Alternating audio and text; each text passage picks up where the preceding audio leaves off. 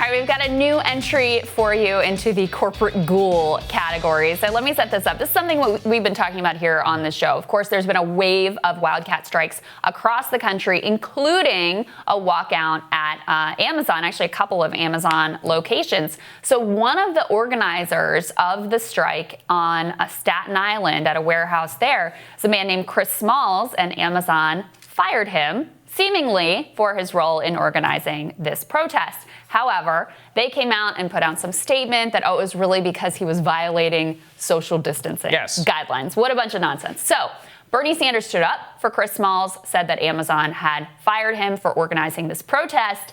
Coming to the rescue of Amazon, though, Saagar, is their senior vice president, Jay Carney, former Obama White House press secretary. And what you're forgetting is he was the former press secretary to one former vice president, Joe Biden, and often retweets Biden. So actually, literally, let's throw his tweet up on the screen. What he said, Senator Sanders, I'm confused. I thought you wanted us to protect our workers. Mr. Smalls purposely violated social distancing rules, was put on paid 14-day quarantine. He returned to the site, knowingly putting our team at risk is unacceptable. What a bunch of nonsense. Yeah, I mean, as you say, they always come up with something, right, in order to fire somebody under these pretenses. But it's just so funny to see him, that tweet, the very next one above it is him retweeting Joe Biden. So you literally have nice catch. The press secretary for an almost $1 trillion company, one of the largest tech companies in the world, who is flacking for his former boss, Joe Biden, who worked for Barack Obama, and then trashing Bernie Sanders while flacking for his company. I'm like, that's the trifecta. Yeah, it's got it all. Yeah. You also just have to love, the glide path that all the former Obama people were on into the highest echelons of corporate America. I mean, that this guy's a senior vice president at Amazon, transitioned so smoothly from being part of a progressive White House into shilling for a multinational, monopolistic corporation where workers talk about how they don't get breaks, so they have to wear diapers and the conditions are so union busting. I mean, they're famous for their union busting, which is part of what he's engaged in here. I mean, this is a tactic that is commonly used throughout corporate America to discourage workers from stepping out of line, because they see all of Chris Smalls' coworkers get to see that when he steps out and protests and organizes protests to try to protect the health and safety of his fellow workers, he's fired. And so, look, they've got to earn a livelihood. They've got to be able to provide for their families. They're going to be much less likely to dare to challenge Amazon. And what they are saying, what the workers are saying at this facility and at others, is that there were cases of coronavirus, that Amazon misled workers about how many cases there were, and that they did not take the necessary steps to make sure that the area was sanitized and that the workers who were in contact with that worker were taken care of. There's a range of issues there, but during this crisis, also to weaponize social distancing guidelines to retaliate against workers seems to me like an extra level of nastiness and immorality. I mean, that's what these people are, these Obama people. They sold everybody a false bill of goods. Look at David Plouffe, Obama's former campaign manager. He went to go work for Uber. Now he's working on some joint news initiative for Facebook.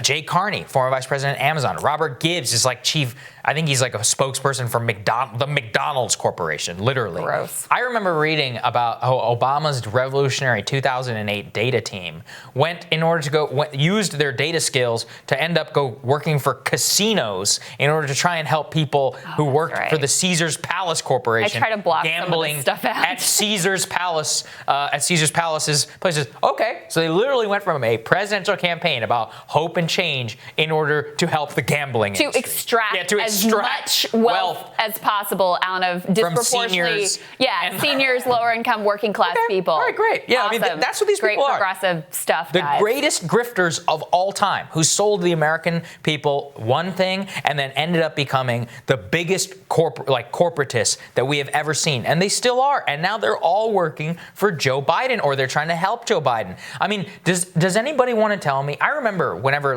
Trump had some CEOs of companies on an advisory came. They're like, how could you be complicit? All this stuff. You literally have the former spokesperson for the vice president actively flacking for his former boss while operating in his capacity as spokesperson for one of the largest companies in the world. Right. And you don't see the problem there? That's real corporatism. That's like real danger to America whenever you have these two things intertwined. Because what does Jay Carney know? There ain't no antitrust suit coming against his company whenever Joe Biden is in power. And also, by the way, there won't be any consequences for this type of illegal retaliation, which happens all the time. But in this moment, it's just so clarifying, right? In this moment, what do we talk about on this show, and the stories we share on this show of how workers are getting crushed right now? Either they're getting laid off or they're being shoved onto the front lines with low pay, with no protective equipment, basically their lives being valued less than like next day delivery or making sure everybody can get their, Uber Eats on time or have their freezer shelves stocked with Purdue chicken nuggets. Those things are put above the value of the life of the worker. And in this moment, Jay Carney takes the side of his employer, the multinational corporation, over the worker. It tells you everything. And here's the best part. There was an Axios poll out yesterday which showed that people who are at home, more affluent and working from home with stable income are more likely to be mentally affected by this crisis than the working poor of America who have to go out there and put themselves on the front line.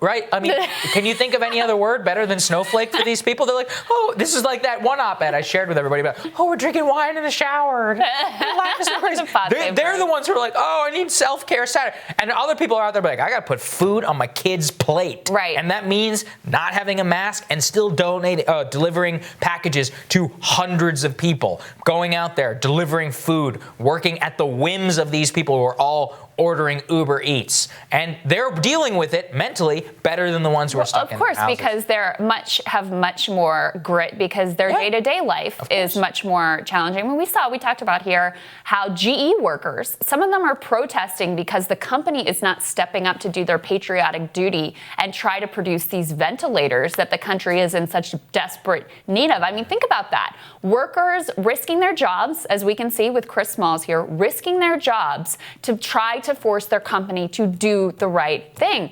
I mean, that is real selflessness. That is real solidarity. And that's the values that, that I think should dominate in this country. And yet who has power, who runs things? It's the people like Jay Carney. Yeah, there you go. All right, we're going to have more for you after this.